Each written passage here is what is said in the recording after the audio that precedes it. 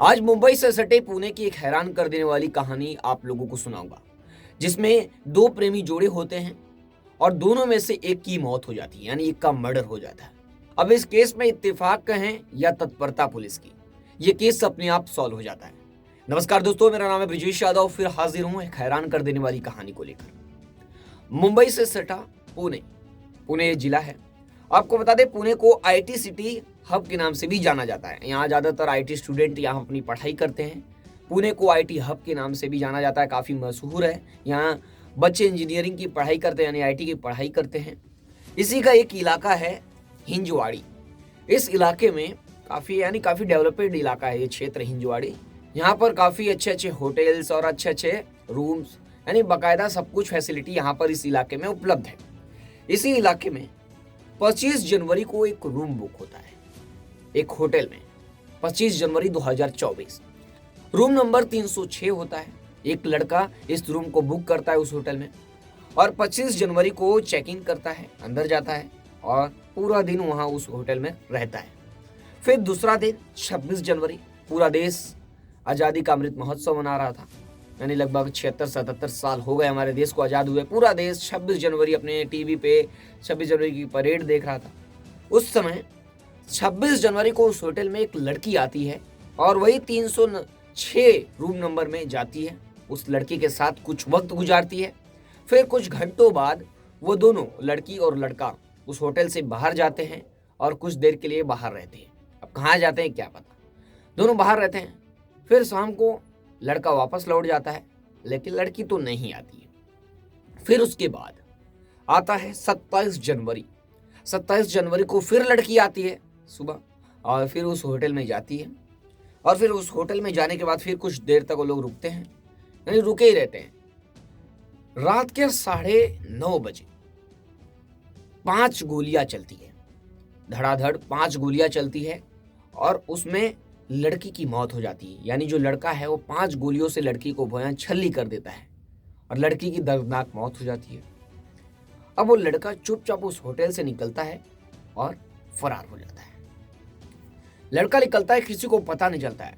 5 गोलियां चलती है, लेकिन गोली की आवाज कोई नहीं सुनता है। होटल के जो स्टाफ है वो भी नहीं सुनते। ये हैरान कर देने वाला मामला है।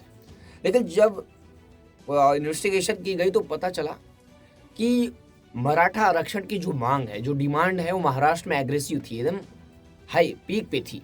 यानी लोग, जो मराठा आरक्षण है, मनोज जारंगी पाटिल, वो मांग कर रहे थे मराठा रिजर्वेशन की, मराठा आरक्षण की। और उसी समय सरकार ने घोषणा की थी कि हम मराठाओं को आरक्षण देंगे। और उसी शाम जश्नबाजी शुरू थी, यानी पूरे महाराष्ट्र में जश्न मना रहे थे लोग। जो मराठा हैं वो जश्न मना रहे थे, क्योंकि उन्हें सरकार ने जो उनका रिजर्वेशन की मांग है वो स्वीकार कर ली थी। तो जगह जगह पटाखे फूट रहे थे, तो पुणे में भी पटाखे फूट रहे थे। और उसी में इत्तेफाक कहते हैं इसे, वहीं पर 9:30 बजे गोली चलाता है, 5 गोलियां धड़ाधड़ चलाता है और उसको लड़की का मर्डर कर देता है। लेकिन बाहर जश्नबाजी शुरू थी, जश्न चल रहा था, पटाखे फूट रहे थे, यानी आतिशबाजी हो रही थी। इसके चलते ये आवाज़ शायद गोली की दब जाती है, लोग ध्यान नहीं देते हैं और ये निकल कर वहाँ से लड़का भाग जाता है। और भागने के बाद नवी मुंबई भागता है, नवी मुंबई के वासी इलाके में आता है। अब लड़की की बॉडी उस 306 नंबर के रूम में पड़ी है, किसी को पता नहीं है उस रूम में क्या हुआ है। अब लड़का चेकिंग तो किया है, लेकिन क्या हुआ कुछ उसके बाद पता नहीं चला। ये जाता है नवी मुंबई, फरार होकर यहाँ से। नवी मुंबई में ये गिरफ्तार हो जाता है, क्योंकि इसके पास पिस्तल होती है। पुलिस को मुखबिरों द्वारा सूचना मिलती है कि एक पिस्तल के साथ एक लड़का नवी मुंबई में एंटर किया है और तुरंत पुलिस उसे गिरफ्तार कर लेती है। गिरफ्तार करने के बाद अब पुलिस उससे पूछताछ शुरू करती है। अब पुलिस पूछताछ करती है तो धीरे धीरे ये कुछ तो बताने की कोशिश नहीं करता है। लेकिन पुलिस जैसे जैसे स्ट्रिक्ट हो रही थी कि ये बंदूक क्या लेकर आया, इसका लाइसेंस कहाँ है, सब कुछ बाकायदा पूछताछ करती है, रहने वाला कहाँ का है, पूरा इन्फॉर्मेशन निकालती है इसका कि क्या करने ये बंदूक लाया है। तो इसको क्या होता है कि ये जो आरोपी है लड़का, इसके दिमाग में कहीं ना कहीं ये क्लिक हो जाता है, कहीं पुलिस को पता तो नहीं चल गया मर्डर के बारे में। और पुलिस को मर्डर के बारे में कुछ पता नहीं था। यानी जो नवी मुंबई पुलिस है, इसे तो पिस्तल के लिए गिरफ्तार किए, लेकिन इसके दिमाग में कुछ और चल रहा था, क्योंकि पुलिस स्ट्रिक्ट होती जा रही थी। अब इसके मन में या दिमाग में ये क्लिक हो गया कि पुलिस को लगता है मर्डर के बारे में पता चल गया है, ये जानबूझकर घुमा के पूछ रही है। अब ये बता देता है कि मैं ये मर्डर किया हूँ पुणे में एक होटल के अंदर एक लड़की का, इसकी वजह से मैं ये पिस्तौल लाया था। उस लड़की को मारने के लिए। जैसे ये पुलिस ये बात सुनती है वो घबरा जाती है, वो हैरान रह जाती है कि क्या बोल रहा है ये लड़का, सच बोल रहा है क्या। अब पुलिस क्या करती है, क्योंकि ये लड़का पहले से ही डरा हुआ था। एक तो उत्तर प्रदेश का ये लड़का है, लखनऊ का, और लड़का काफ़ी डरा हुआ था क्योंकि ये मर्डर किया था। और इस बात को बताने के बाद वो काफ़ी रोने लगता है, यानी काफ़ी वो सैड हो जाता है। और उसके बाद इसके हाथ पाँव कांपने लगते हैं जैसे ये बात बताता है मर्डर की। पूछती है तो बताता है कि वो मेरी गर्लफ्रेंड थी, और बताता है, और बताते बताते रोने लगता है, उसके हाथ पाँव तेजी से कांपने लगते हैं। तो पुलिस को ये बात सच लगती है कि ये लड़का सच बोल रहा है, नहीं तो जो इन्फॉर्मेशन है, जो इमोशन निकल कर आया है ना, ऐसा नहीं होता। अब पुलिस तुरंत नवी मुंबई, यानी जो पुणे पुलिस है, नवी मुंबई पुलिस, उसे वासी पुलिस, उससे डायरेक्ट नवी मुंबई पुलिस से संपर्क करती है और ये पूरी बात बताती है। नवी मुंबई पुलिस अब जांच करे तो करे कहाँ, किस होटल में करे। पुणे में 1-2 होटल हैं कि कहीं जांच कर लेगी पुलिस। एक बहुत बड़ा कॉम्प्लिकेटेड और एक चैलेंजेस काम था कि इस होटल में को फाइंड करना है जहाँ पर ये रुका था, क्योंकि ये कुछ बताने की स्थिति में नहीं था। अब पुलिस, नवी मुंबई पुलिस फिर वासी पुलिस को बोलती है कि थोड़ा और इन्फॉर्मेशन की ज़रूरत है। तो जो वासी पुलिस है इससे और इन्फॉर्मेशन लेने की कोशिश करती है। तो अब इससे पूछताछ करती है कि तुम किस होटल में रुके थे। ये इतना घबरा गया था कि उस जो होटल है, जिस होटल में रुका था, उसका नाम तक भूल गया था कि किस होटल में था। अब पुलिस इससे पूछताछ करती है। पुलिस क्या करती है, पहले पूछते किस इलाके में था, तो ये बताता है हिंजवाड़ी इलाके में था। अब पुलिस पूरे इलाके में, हिंजवाड़ी इलाके में जितने भी अच्छे अच्छे होटल हैं, ये प्राइस पूछता है, होटल का रेंट क्या था, उसके हिसाब से सारे होटल्स का फोटो निकालती है बाहर का, और सारे होटल का नाम और फोटो उसे दिखाती है, बताती है कि पहचानो कौन सा होटल में तुम रुके थे। तब बाकायदा 4-5 नाम बताया जाता है, तो ये पहचान लेता है कि मैं इस होटल में रुका था। अब पुलिस को होटल के बारे में इंफॉर्मेशन मिल जाती है और तुरंत पुणे पुलिस को देती है, और पुणे पुलिस उस होटल जाती है और रूम नंबर 306 में जैसे ही एंटर करती है, पूरा जो क्राइम सीन है, जो पूरा दृश्य देखकर पुलिस दंग रह जाती है।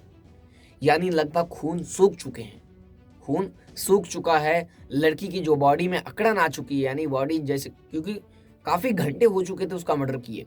यानी मर्डर हुआ है 27 जनवरी की रात को और वो 28 जनवरी को गिरफ्तार हुआ था।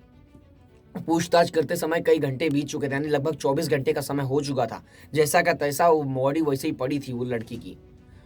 फिर पुलिस अब क्या करती है, इन्वेस्टिगेशन शुरू करती है। अब इस केस में पहली बार ऐसा हुआ, किसी केस में, यानी मर्डर के केस में, कि आरोपी पहले गिरफ्तार हो गया बॉडी मिलने से पहले। अब पुलिस इन्वेस्टिगेशन शुरू करती है और पहले इन्फॉर्मेशन निकालती है कि लड़की कौन है। तो लड़की के पास काफ़ी डॉक्यूमेंट भी मिलते हैं, नंबर भी मिलते हैं, क्योंकि ये अब लड़की का जब इन्फॉर्मेशन निकलता है, जो प्रोफाइल पता चलती है, तो पुलिस भी दंग रह जाती है। लड़की एक सॉफ्टवेयर इंजीनियर है जो आईटी में, और वो इन्फोसिस जो कंपनी है उसमें काम करती थी सॉफ्टवेयर इंजीनियर के रूप में। अब पुलिस के बारे में काफ़ी इसके बारे में जानकारी मिल जाती है, और लड़की का नाम है वंदना द्विवेदी नाम है, और 26 साल की लड़की है। पुलिस के बारे, यानी वंदना के बारे में तो इन्फॉर्मेशन मिल गई। अब इससे भी पूछताछ करती है पुलिस। जो है आरोपी का नाम, जो लड़का है उसका भी नाम पता चल जाता है, उसका ऋषभ निगम नाम है। ऋषभ निगम की उम्र 30 वर्ष है और लड़की की, वंदना द्विवेदी की, 26 वर्ष।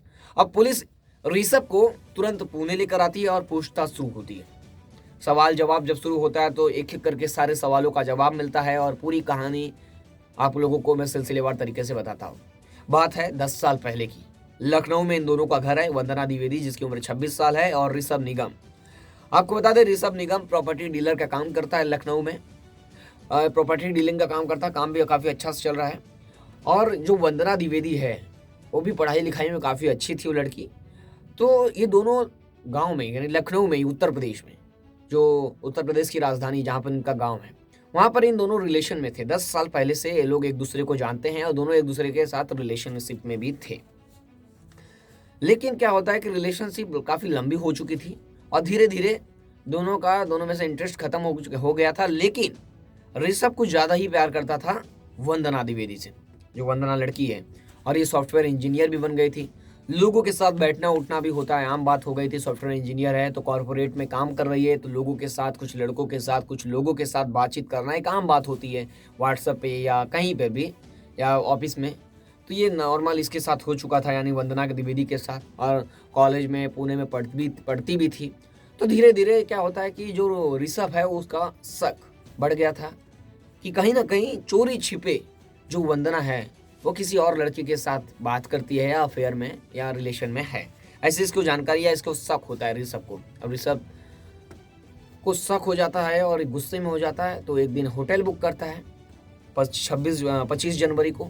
26 जनवरी को आती है, मिलते हैं, फिर कुछ बात को लेकर झगड़ा होती है, दोनों जाते हैं। फिर ऋषभ आ जाता है होटल के अंदर 27 जनवरी को, फिर दोनों रहते हैं। लेकिन शाम रात को 9:30 बजे के करीब पिस्तल अपनी जो बंदूक निकालता है और बंदूक से धड़ाधड़ वंदना पर एक सर पर वार करता है, यानी शूट करता है, गर्दन पे शूट करता है और शरीर के कुछ और पार्ट्स में भी गोली मारता है।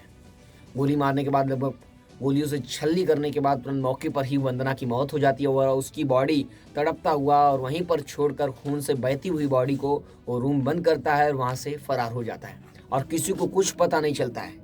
लेकिन इत्तेफाक ये कहें और मुखबिरों को सूचना मिलती है कि वासी में पिस्तल के साथ एक लड़का आ रहा है और पुलिस उसे गिरफ्तार करती है और ये डर के मारे पूरी कहानी बता देता है और ये केस अपने आप सॉल्व हो जाता है।